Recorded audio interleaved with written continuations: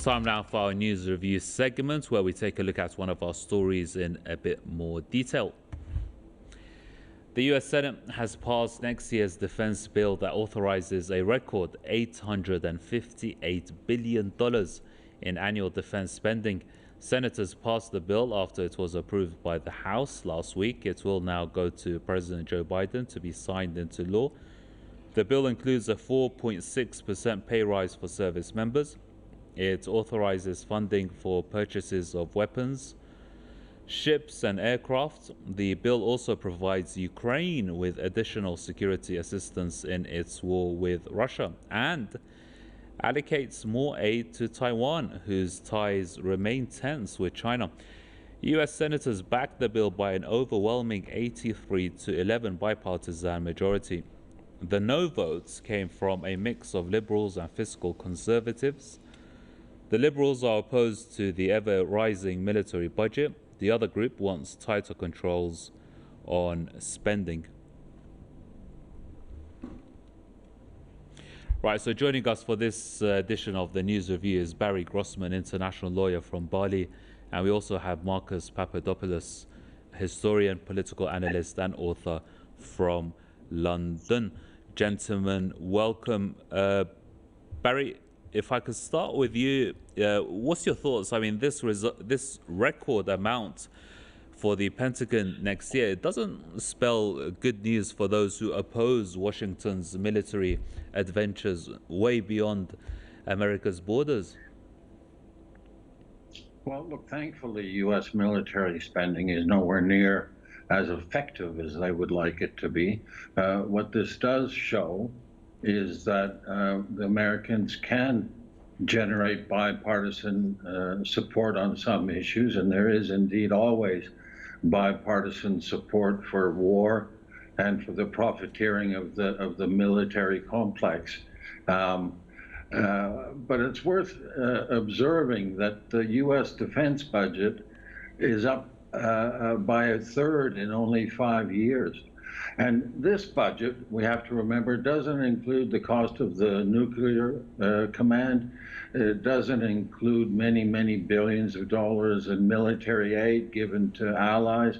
It certainly doesn't include CIA military operation and dark ops. And it doesn't include anything to reflect the $21 trillion of missing money and off-the-books expenditures that have taken place according to audits of the Defense Department over the last 20 years. So they're now busily trying to sell this increase of $57 billion from last year as being intended to compensate largely for inflation. That's a 7% increase or slightly over inflation. They're saying is 7.5%, so that will be compelling to many people. But let's not forget that there's a whole lot more money spent than what is provided for in the defense budget, and there's a whole lot of arguing and fighting to be done in order to get Congress to approve appropriations from the global sum approved in the defense budget. This doesn't mean that the Department of Defense can just draw down this money willy-nilly into a sort of general revenue slush fund and spend it as they see fit. They need always to get specific approval for drawing down amounts for specific programs, and there's a whole lot of pork barreling and infighting when it comes to that process. But all in all, no one spends more money than the United States on the military and on war. And there is always bipartisan support for war in the U.S. Indeed. And Marcus, $816.7 billion. It's even $45 billion more than what President Biden had expected or had wanted or required. Does that give you the impression that perhaps there are certain lobby groups in the pockets of Congress pushing for more international instability next year for their benefit, for example, U.S. arms manufacturers? Well, that the American government is to adopt the largest defense budget in US history, namely $858 billion, at a time when American national debt stands at an astronomical $31 trillion, is indicative of the desperate and parlous condition that the American empire finds itself in. Because firstly, in international terms, the American government looks with great anxiety at the emergence of a multipolar world in which major economic powers in the world, such as Russia, China, and India, are dispensing with the dollar in their trade dealings with one another. And secondly, at home, there are major stirrings of anger all across America at the increasing levels of poverty. There are 44 million Americans living below the breadline, and at the normalisation of decadence, sexual perversion, and paedophilia.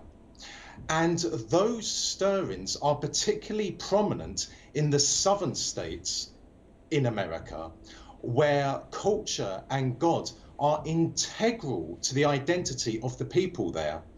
And we must never forget that the first victim in history of the federal government of the United States of America was the Confederate States of America, in which Union troops invaded the CSA and then murdered, plundered, and raped their way through the southern states. And following the end of the war in 1865, the American federal government carried out cultural genocide in the southern states. So in short, the adoption of a defense budget, which is the largest in US history, is an attempt by Washington to shore up its supremacy internationally and to shore up its control at home. And there is, of course, there is no question about it that there are certain lobby groups which are pressurizing, which are influencing Congress and the White House to keep on increasing the defense budget. Why? Well, quite simply, as we know, war is a racket. Right. Barry, Marcus alludes to a very important point there, that you've got all this money. At the same time, you have neighborhoods, for example, Skid Row in Los Angeles, where tens of thousands of homeless people are living.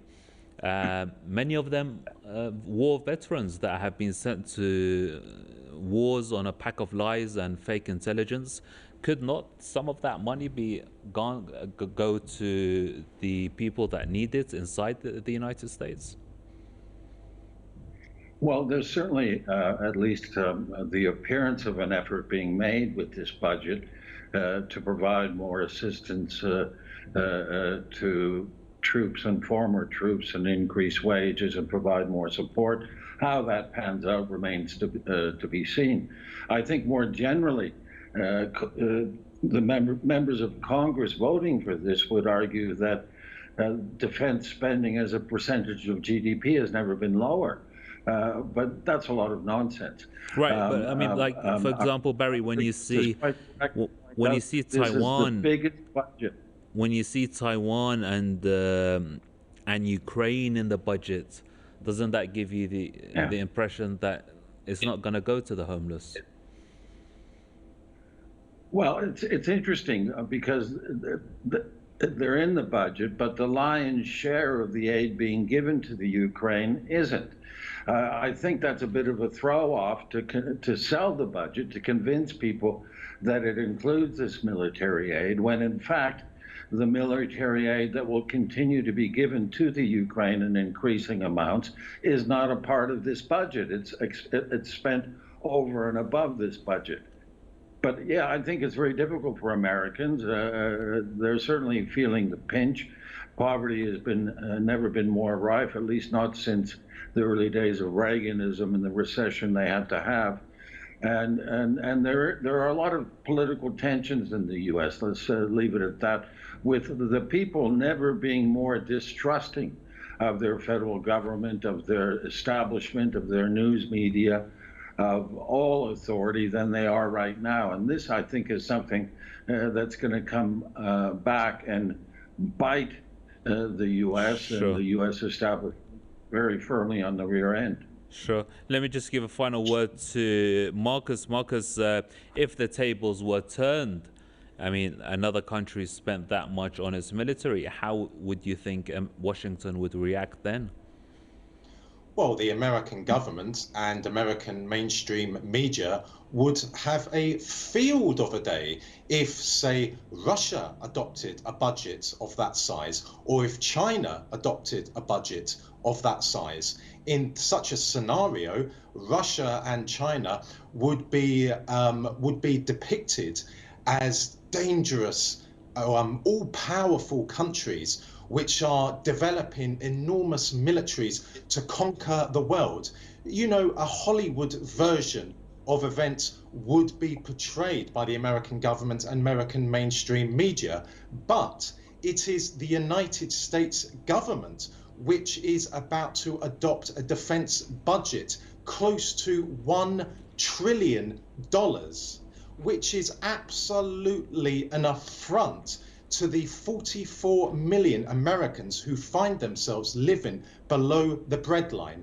And it will not shore up American supremacy globally. Russia is a superpower, and once Russia wins in Ukraine, Russia's status as a superpower will become enhanced even further, and China's economic power is growing immensely. And it has also been released this week that the Russian currency, the ruble, is now one of the most powerful in the world. So however much the American defense budget rises by, this will not prevent the inevitable, which is the emergence of a multipolar world, and in which an even more powerful Russia will constitute a counterbalance against American military adventures and will weaken drastically American global hegemony. Right, it's like the Titanic sinking. Let me thank our guests for their contribution. Barry Grossman is an international lawyer joining us from Bali, and Marcus Papadopoulos is a historian, political analyst and author joining us from the British capital, London. Gentlemen, thank you very much indeed for that. And that brings an end to another edition of the News Review.